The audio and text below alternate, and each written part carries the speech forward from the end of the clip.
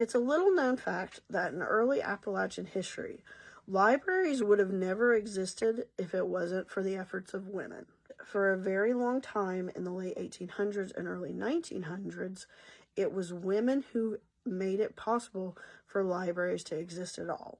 So in the 1800s, early 1900s, Appalachia didn't have county libraries.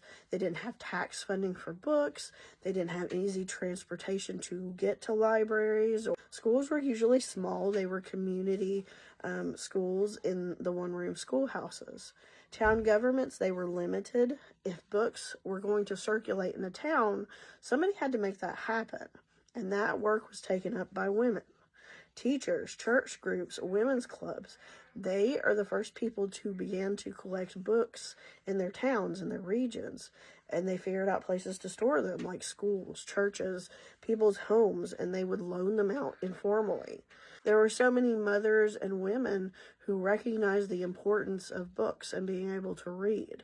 So they were the first ones to organize systems, and it was different groups depending on where you were at. Settlement schools were community-based schools, most often founded and ran by women, and that served isolated Appalachian communities. Women educators were the first ones to build libraries. They categorized books. They made reading accessible to entire communities. In many towns, it was women's clubs who raised money through fairs and social events to purchase books. They negotiated spaces to keep them. Often, libraries existed informally before towns ever recognized their existence, and they could have just ran out of somebody's home. The most famous example of women as librarians were pack horse librarian projects in the 1930s. These women would get books and they'd put them in sacks and they would ride on horseback to remote parts of Appalachia to bring libraries and books to people, since people couldn't travel to towns and people were so isolated.